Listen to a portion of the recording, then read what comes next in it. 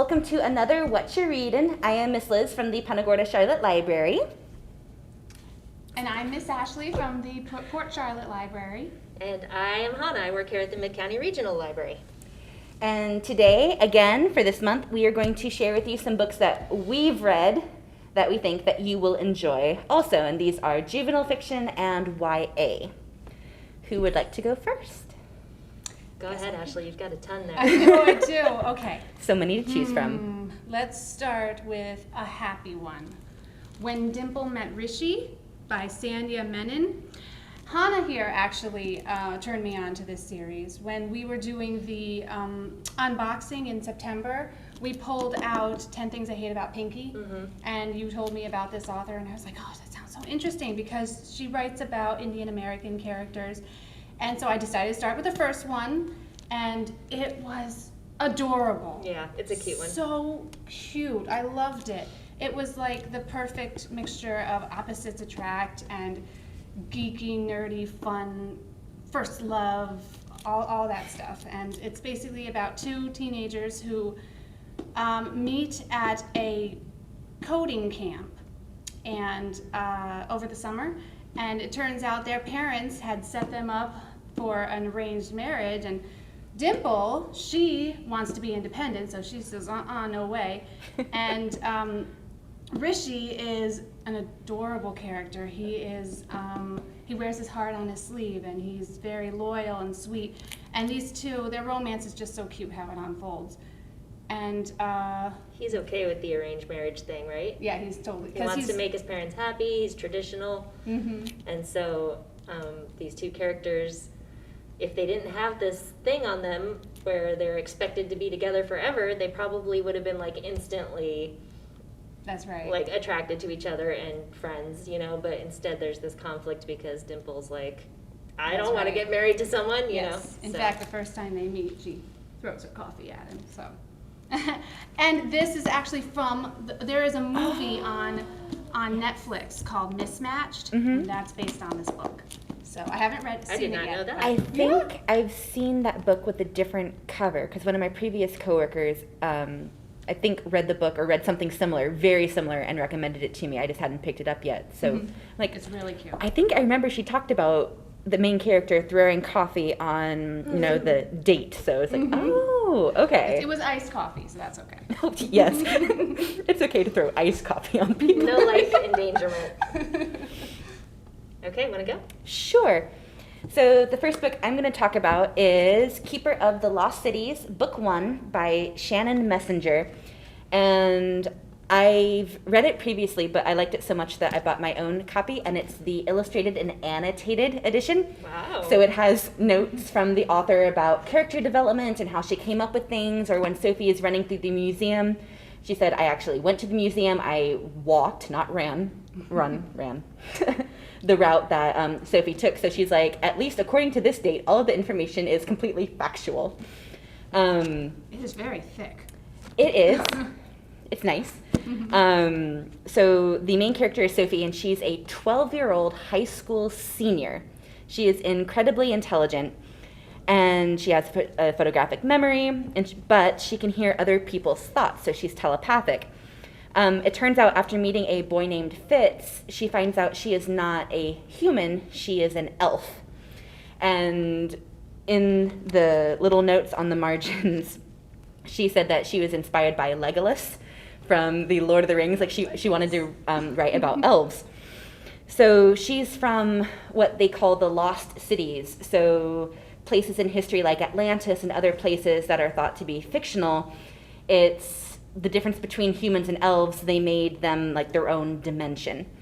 So she's taken away from everything she's ever learned. She has to leave her family, and she becomes a student at Foxfire Academy to try and train up her abilities. But there's mystery, magic, adventure, and general mayhem. It's a huge series. There's like 7, 8 books. I have the second one checked out, and I read it incredibly fast. I would totally recommend the series. We have all the books in our library system, And if you're a fan of magic and adventure, similar kind of to Harry Potter. It's totally one that I would recommend. If you like the Harry Potter series, try this one next because there's a lot of similarities, but for totally guys different and characters. girls too. Yes. And I mean, you get really attached to all of the characters. You're feeling everything that Sophie is. She, Shannon Messenger wrote this incredibly well. So again, I love it, and you should totally check it out. Awesome. So while we're on the theme of Atlantis, this book also made me think of Atlantis. Yes. This is by M.T. Anderson. It's called The Daughter of Ys. I think it's Ys. Ys, I think is how it's pronounced, but it's spelled Y-S if you're looking it up in the catalog. So it's a graphic novel. It is based on a myth, I think, From Great Britain. like somewhere. Yeah, I think it was Great Britain. And it's like a mythical city. There's, I think the king probably figures in the myth, but he's just sort of like, I would say, not a main character of this book. So He's a basically, very sad character. he is a sad character. I mean, this book was kind of dark. It's a Very. quick read. The illustrations are beautiful. So, Most definitely. There's a queen. Turns out she's like a fairy queen. She has magical powers, and she has 2 daughters, and she dies suddenly. And so this book is about the aftermath of her death. The 2 sisters kind of go on divergent paths, and you just sort of see what happens to this mythical city. It's really good. Pick it up. It'll only take you like 30 minutes to read it. And like I said, you get sucked right in. The illustrations are so beautiful. It does. It looks gorgeous. And there's historical information at the back and True. paintings that it's based on too. And she lists all of her sources of where she got the information, but they're all in French. So Oh, yes. I was like, oh, Brush up on your French. that won't work. So the note says, this is based on an ancient Breton folktale. Many different versions of this legend survive, but there are 3 available online that the author used to write this modern version. So, But really good. It's a very pretty book. Something I noticed while looking, it doesn't have a lot of words. It's No. mostly the pictures. That's probably why tell it was the so story. fast. Yeah, and I love graphic novels like that. That when the pictures tell the story, they really suck you in to the world. So Because that's I know in awesome. some comic Definitely books read they that. have like descriptive segments too, but this is just mainly it's dialogue, so the pictures are most definitely telling the story. Yeah. But yeah, Beautiful. it's if you like dark and like slightly gothic stories, it is definitely one for you. All right. Well, while we're on the dark train, let's see. I have a couple of dark ones. Ooh, which I'm not one? ready for this Which one yet because I'll probably start crying. So I am going to talk about Wicked Fox by Kat Cho. This one, I kind of mentioned it in our unboxing video that we did because the brand new one, Vicious Spirits, is out. I haven't read it yet, but I'm going to. That's next on my list. But it's about Mi Young, who is a nine-tailed fox. Oh, Kitsune! And yes, I'm so excited. And actually, in this one, they call her Gumiho. So she's the one Oh, that... the Korean version. Okay, Yes. got it. She is the one who has to survive by sucking the life energy out of men. And there's different versions. Isn't that great? is I great. love it. It's a Korean It is. It's succubus. very dark because she struggles with this too. Because she's a good girl, pretty much. But you know, her nature leads her to kill men. So so she teams up with this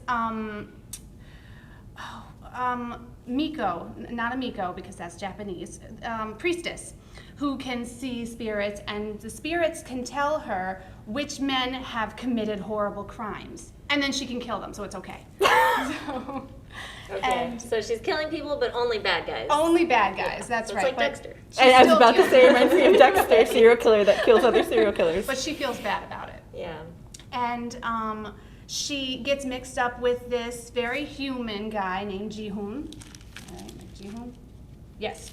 And they have that first love story, kind of, but she's dealing with her demon side all the time. So it's very dark, it's very fun, and it's hard to not give away anything because it throws you into the action right away. I love books like that. It So- sounds really It does sound good. really good. And Yes. you've mentioned it a few times now, so it's definitely on my list. Yes, I've of read it books to twice, read. so. Awesome.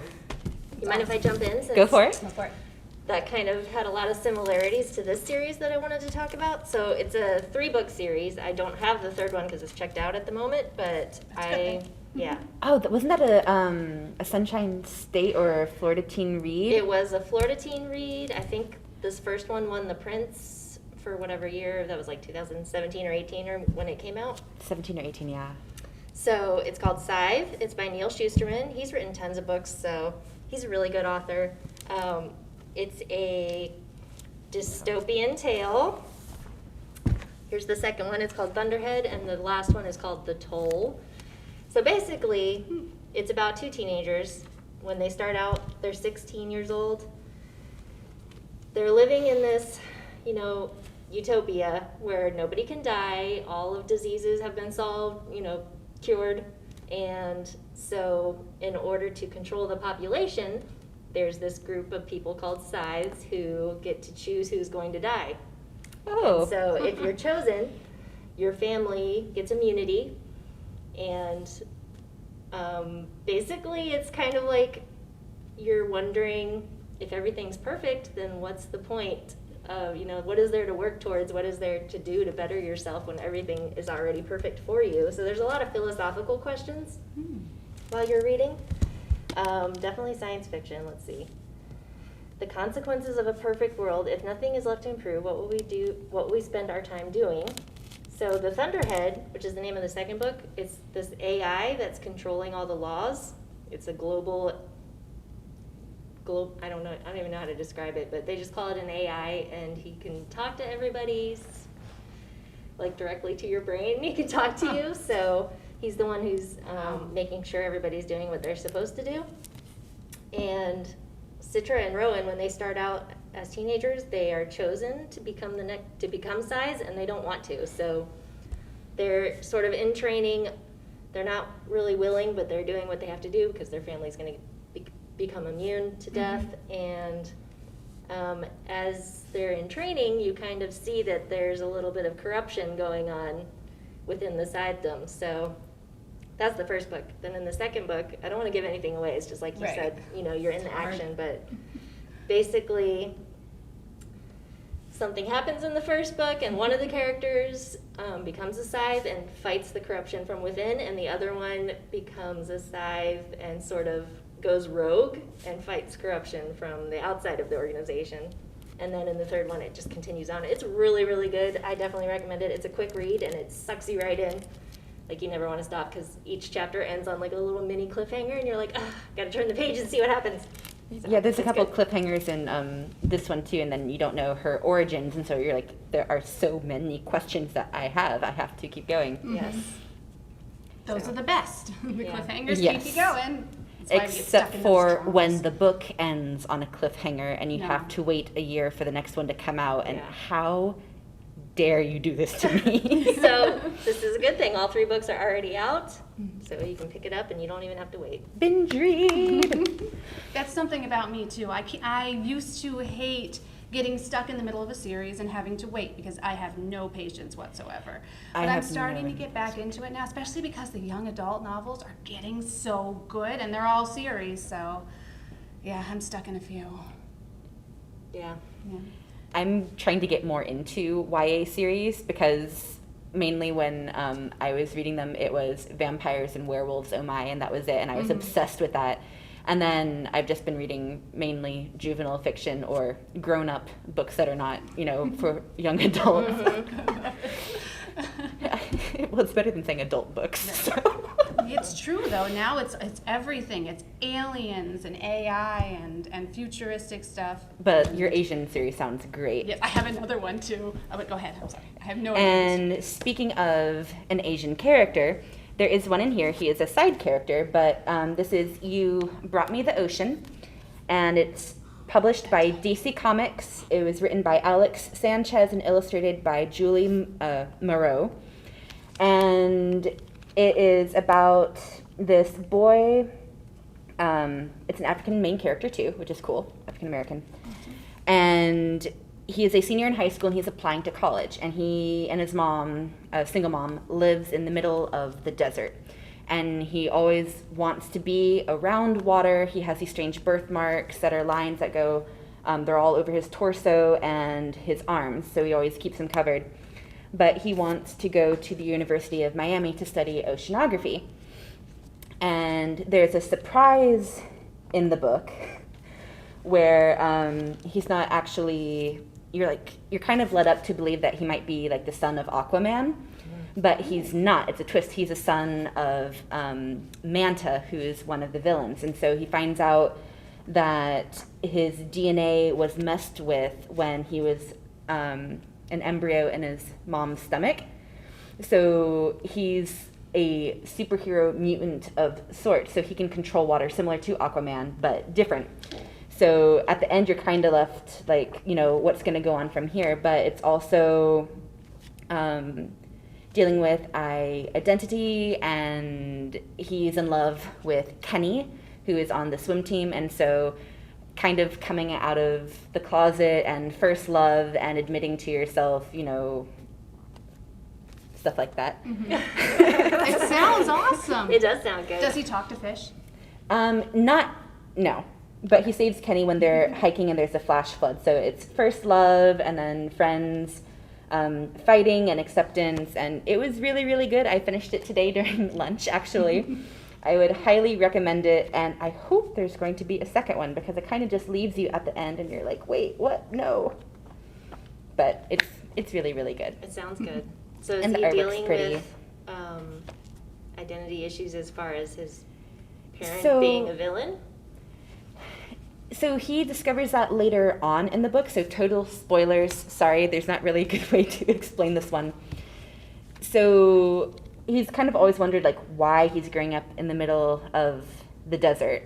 And his best friend is a girl named Maria, and she thinks they're a couple, and he's like, you're my best friend on earth. And so she finds out that he is crushing on Kenny, and actually stumbles upon them kissing, and she's like, well, why didn't you tell me? You led me on. And he's like, I never led you on. I said you were my best friend. And so it's her coming to grips that he wasn't omitting the truth. He didn't know that he was feeling this way. But then they all band together and when he's being bullied, and they fight off the bullies, and he saves his friend and his boyfriend, and it's Nice. super, super cute. Aw, But sounds good. Yeah. I do want to know, it's like, do you end up going to a university? Do you Yeah. get to study oceanography? Right. What's going to happen with your dad? Is he going to find out? It's like, is there going to be a second book? I don't know. It came out this year, so we won't know for a bit. But, I mean, the artwork it's muted color, so nothing is super vibrant. And it's soft, but it's a really, really good story. And, I mean, there's a whole entire mix of characters. So, Jake is African American, Kenny is Chinese American, and then Maria is a Latina. So, I mean, it's a wow. total Checks mix, that diverse diversity cast, box. and it's really, really good. So I highly recommend it. And again, that is You Brought Me the Ocean, and it's DC Comics, so superhero based, and it's a lot of fun. I like the title. You Brought Me the Ocean. That's beautiful. You can already tell it's gonna be beautiful. Okay. It's Well, super cute. All right, I guess I'm ready for it. We Are Not Free by Tracy Chee. If I had to describe this book in one word, I'd say raw. That's how I felt after reading it. Completely stripped down to the barest emotions, raw. It was really good. It's about 14 Japanese American teenagers who are ripped from their homes and put in incarceration camps during World War II, right after Pearl Harbor. And it actually spans, the whole book spans from the time they entered the camp to the time they leave. It visits all the different camps. It takes something that when I was going to school, when I was in high school, it was simply just a paragraph in my history book. Mm-hmm. And it just completely opens it up into a whole world where you can really experience it with the different characters. And you've got 14 different voices, yet they're all telling the same story. And it's beautiful, it's hard, it's tragic, it's everything. And it really, underneath all the sadness and the just the raw hurt and the anger, there is perseverance and there's hope and there's that human strength. And I thought it was really clever that Tracy Chee used teenagers to tell the story, because they are that emotional. They already have that emotional roller coaster. You know, all the time the sky is falling. You don't know who you are, and you're trying to figure everything out. And on top of all that, they have no freedom. They were told they were American citizens one day, and then the next day they were told they were illegal aliens. And they go through the whole war. Some of them, they start out with the incarceration camps, but you learn that there were more than just the incarceration camps. There were segregation camps, the ones where the Japanese Americans who said no to, there was a directive where you had to say, yes, I will pledge my fealty to the United States, and yes, I will throw away my heritage, basically. And when they said no, they were put in segregation camps, and they were treated horribly. They were starved, and they were put in barns and stuff. It was really awful. But you still get to experience the joys of growing up too. They're in these camps, but they're still living. There's still weddings. There's still babies being born. There's still all kinds of wonderful stuff. First love gone bad, and all this stuff. And what really got me was towards the end of the book when she brings it to the war front, because you know there were 2 battalions that were just Japanese American, and they were still treated horribly, but they went over there and they didn't run away. They didn't go AWOL. If they went AWOL from the hospital, it was because they wanted to get back on the front lines to help their fellow men, and they fought for their family's citizenship, basically. And that scene like ripped my heart out on the battlefield. It was awful, but she ends it beautifully, brings it all together. It's wonderfully written, and definitely read it. I really loved it, and I still cry when I think about it. Aww. I finished it a few days ago, and I'm like, I'm having a book hangover. I can't get out of this world. I think I'm on the wait list for the audiobook, so I'm excited about it. The audio was amazing. That's another thing. I mostly listen to all these on audio. Same. I love it. The characters, they have all different voices for these characters, and they are perfect. And we're seeing more and more of these books coming out too, because like you said, we read about it in elementary, middle, and high school, and then it's just a paragraph. Right. I remember in elementary school, we read a short story, but it was from a kid's perspective. I know there's a graphic novel, I think written by George Takei, Takei, that talks about when he was in one of the Japanese internment camps. But it's really cool. George Takei. Takai, yeah. He was Is he from Star Trek. Oh, Yep. okay. I was like, I know that. Yeah, the graphic novel came out a couple years ago. Really? I haven't read it yet. Oh, I'm gonna check that out.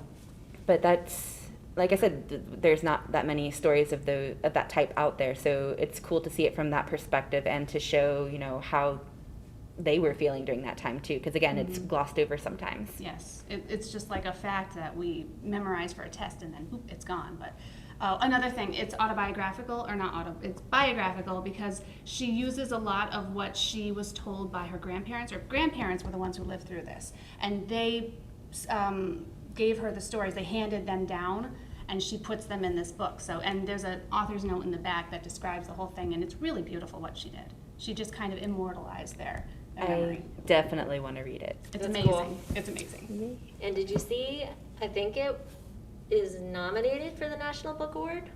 Did you see that? Ooh. I think so. I just I didn't think the know nominations just came out, and I was like, oh, I saw that book come in. It should be. It should win. Well, It has good. my vote. That's awesome. Okay. Okay, so I'm going to talk about another one that we also unboxed. Yes. Watch Over Me by Nina LaCour. She's a really beautiful writer. Her books are always kind of on the slim side, which I like sometimes. She has won the Prince Award before, which, by the way, side and this one, when we're talking about the Prince Award, it's awarded by the American Library Association to the best book, what they feel is the best book that came out for teenagers in the prior year. So it's just a way to find books that other people will think are good. But anyway, this one is about Mila. She's aging out of the foster care system. So she's 18. And she hears about this place where she can go work, which is basically a farm. But they take in foster kids there. So she's excited to go there and try to find a home. When it starts out in the beginning, she's in a family, but they are adopting like a baby and she's turning 18, you know, so they're kind of like, okay, you're done. Whereas she's really looking for a family that'll be like forever. Yeah. So she goes and works on the farm, and so you meet the kids that are there. And it says on here, there's a little blurb that says it's a modern day ghost story. She goes and the farm has ghosts. So while I was listening to it, I was like, it's kind of hard to know, is she like unreliable, like an unreliable narrator? Or is she really seeing these ghosts, or is she imagining it, or like what is happening? And so there's definitely moments throughout this middle that I was like, I cannot even tell what is happening. But it all wraps up beautifully in the end. The ghosts are basically all of the kids that are there have a ghost. They bring their pain with them when they come, and so it's like they're grappling with the issues that they've had in their past, and it's really good. Oh. So That sounds awesome. watch over me. Is it my turn? I think it might be Liz's turn. I think Oh, it's yes, my go turn. for it. I'm going to go with, it's called The Unwritten Tommy Taylor and the Ship That Sank Twice. And it's written and illustrated by a bunch of people. So Mike Carey, Peter Gross, Kurt Huggins, and Zelda Devon. And it's published by Vertigo. And I read it, and it says, 2 stories start here. A young boy longs to be a wizard, but in a world where the spark of magic determines your destiny, he doesn't seem to have one. And a child is born to a ruthless, manipulative man for whom phenomenal wealth and fame are just the first stage in a plan that takes in the whole world. They've got at least one thing in common: their name. But what's the real link between the Tom Taylor who's made of flesh and blood and his counterpart who's made of words? And after I read it and I did some research, I found out that it's a prologue to an entire series.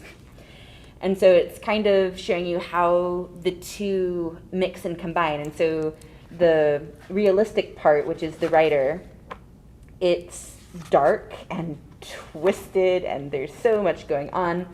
The illustrations are pretty. It's weird, but interesting graphic novel.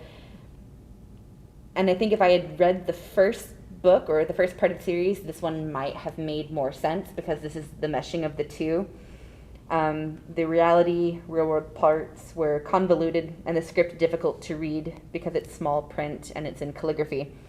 But the story was pretty good. I wouldn't necessarily read the rest of the series. It's kind of Harry Potter-ish, but then it's not. But there's adventure, there's magic, good versus evil. The bad guy is this vampire creature.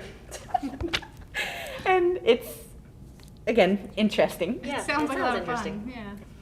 And it is a lot of fun.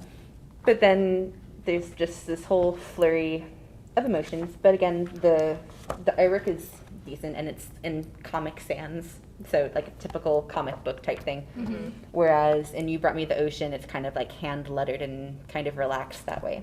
But if you're into adventure, it is a great series for you. But I think this one took me the longest of the graphic novels to read because I'm like, what is going on, and trying to connect the pieces. But at the end, so Tommy in the book, his parents had a familiar who was like a flying cat. And in the real world, he's talking to Tommy, the real life character, and then there's a cat with wings. Mm-hmm. So it's the worlds are crossing over. So the fictional character Tommy that he created, his son is morphing into him, and it's this. I guess you'd have to read the first book to kind of see further on like how everything connects. But it's quite the prologue for the series. Wow. Mind warp. It is a mind warp. My turn. So, I have one that is hilarious. It's The Mall by Megan McCafferty. So funny. I couldn't stop laughing through this whole thing. It's about this girl named Cassie who is very type A personality. She has her whole life planned out for her. She's got the perfect summer job at the mall, and then she's going to go away to college with her perfect boyfriend, and they're going to get married and have their perfect lives. But then she gets mono, and then her boyfriend cheats on her. And then she loses her job, and she's like, what do I do now? And it sets her off on this great adventure through a mall that's basically set in a mall in 1991 in New Jersey. And it brings back everything. It's a huge blast from the past. You know, the scrunchies, the leg warmers, the actual malls, the real stores and the arcades and all the fun stuff that was the mall, not like what we have nowadays. Yeah. And a place to hang out, lots of fun. And she ends up going on this crazy scavenger hunt throughout the mall, actually it's a treasure hunt throughout the mall, looking for this fortune that the person who built the mall, he hid money in the mall somewhere. That's the legend. And they have to go and find these little Cabbage Patch babies and try to figure out. Those creep me out. Yes, it is. It's really creepy too. And it involves breaking and entering and flirting with the record store owner and prying up the floorboards in some places. I mean, it is so funny. So definitely read The Mall by Megan McCafferty for a good laugh. And it's quick too because you can't put it down. Awesome. So if you're like a millennial or our age, whatever, it'll be like a blast from the past. And if you're an actual teenager, then you'll get to see what it was all about, because you probably won't have lived You've through been that. missing out. I'm not sure there's an equivalent today to No. that little bubble in time where No. the mall was like I mean, they got the place. carousel in the middle, the bouncy things, and Oh my gosh, yes. all that fun stuff. We would go to the bookstore. My friends and I were all nerdy, so we'd go to FYE. We'd go and see movies. We'd just go and walk around. We'd always stop at Annie Ann's pretzel shop and get a pretzel. Of course. Orange Julius for us. Yeah, right? So, yeah, and then now malls are kind of sad. Yeah, a little bit. Yes. Online shopping is killing the mall. So it's True. probably not coming back to what it ever was, but maybe not.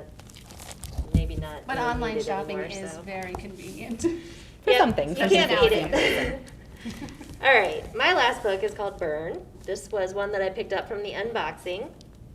I've read Patrick Ness's books before, and he's really inventive. Isn't it the Florida Teen Reads book this year, too? I'm not sure about that. I think there's, Perhaps. I think it might be. So maybe another award-winning book. I did enjoy it. It's probably not really one of my favorites, and I'll tell you why. Because I think if you can come up with like an issue, it was in here. So there's racism, there's time travel, there's multiple dimensions, Oh. there's bad police, there's dragons. A little too much. It's like, it was a lot. They tried to tackle a little But, more. I mean, that might not be a turnoff for everyone, so I still wanted to talk about it. I still think it's well written and everything. It's set in 1950s America. Dragons exist. It's sort of like an uneasy truce, so dragons and humans don't really like each other. But the daughter that lives on this farm, their family hires this dragon who wants to protect her, and she turns out to be like the center of this prophecy that's happening where she's going to save the world, and then they go into an alternate dimension. So there's a lot going on, but it all wraps up pretty nicely, and it was entertaining for sure. So that's Burn by Patrick Ness. And my last book is a new release as of September. It's called Skunk and Badger. It's written by Amy Timberlake, and it's illustrated by John Clausen. So if you've read I Want My Hat Back, This Is Not My Hat, and We Found a Hat, which is a trilogy of awesome picture books for those that like to read them, he did the illustrations for this book. So here's this one. The landscape had gone chicken. And so, I mean, there's cute little illustrations. Chickens everywhere. A couple of them are colored, and then a lot of them are just black and white illustrations. But in this book, Badger is conducting special rock work. So he studies rocks, and he was homeless, so his aunt Lula, I believe, said, "You can stay in my brownstone, get on your feet, stay as long as you like." So he's doing this rock work, and he doesn't answer his aunt's letters. He's like, "Oh, there's a letter from my aunt," and just puts it in a location. So one day he hears he has a roommate. who ends up being a skunk. And no one wants a skunk for a roommate because they have a spraying issue on occasion. So Badger needs quiet for his work, and Skunk makes a lot of noise. He skips, he hums, he sings. And there are chickens, lots of chickens, and rocket potatoes. Because he's making something for breakfast, and it just shoots out of the pan, and so he yells, "Rocket potato!" And then it's in a corner. So it's a really fun book about compromise, friendship, forgiveness, communication, and chickens. Some of the rocks mentioned and the different types of chickens I will need to actually look up because I have no visual reference. I know what a silky chicken looks like. It's the white floofy ones from like Scotland. But the other ones, like Bantam, and I have no earthly idea, but it's like, okay, and I want to know what this rock looks like, so I'm going to have to Google. Interesting. But it's cute and full of interesting information about rocks, and I think there will be a sequel as well. And it was a quick read, and in the author's note at the back, she thanks a bunch of people who helped her, give her a geology 101 lesson, and she got to stand on the side of the road with a bunch of other people in like the bright vests to say, "Hey, I'm here," and studying rocks and different things. So that was a lot of fun, and I've been waiting for this to come out for months. I follow him on Twitter.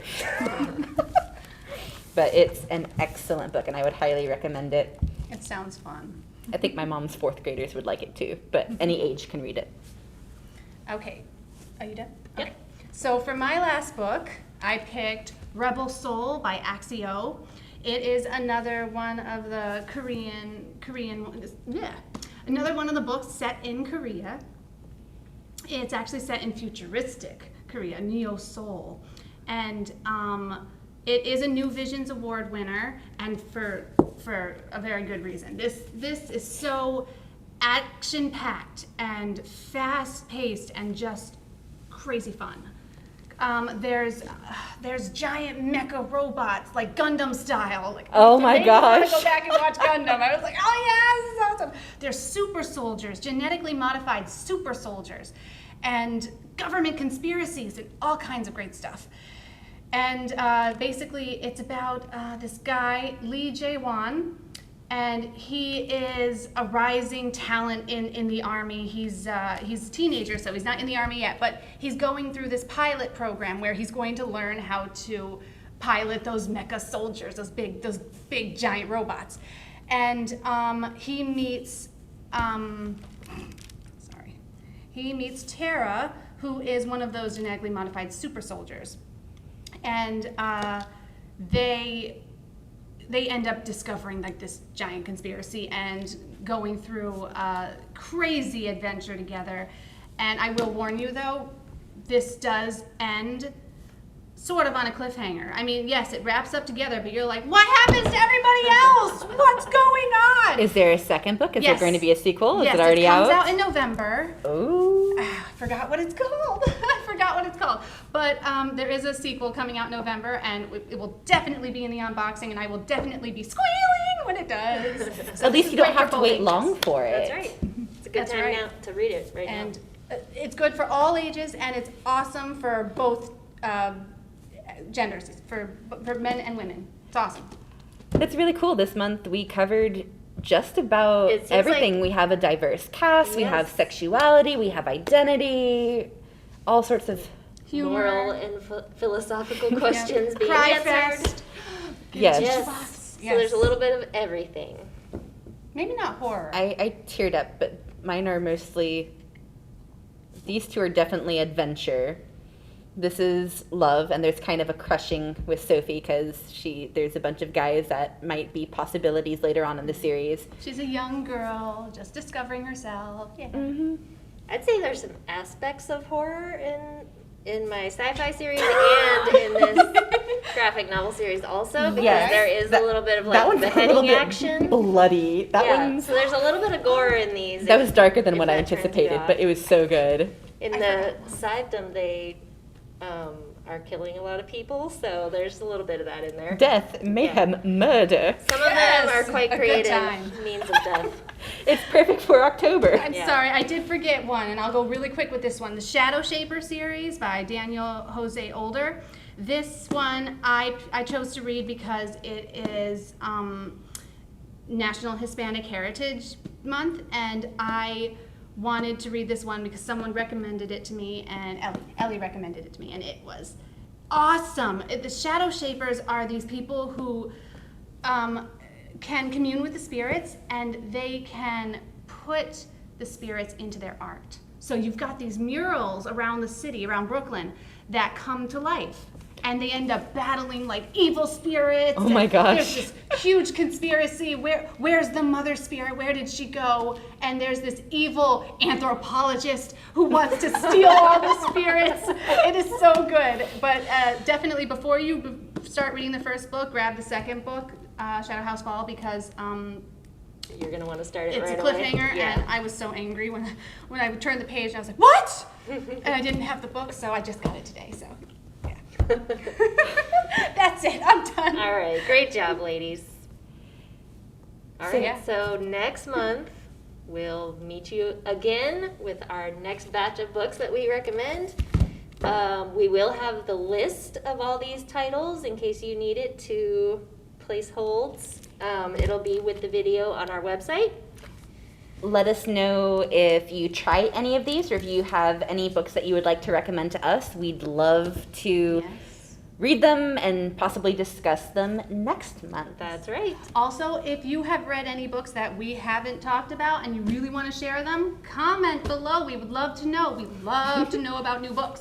That's what Liz just said. Oh, did she say that? Yep. Oh. It's okay. We're just reinforcing the message here. Please leave us a comment and we will read what you want us to read. All right. All right, bye guys. Bye.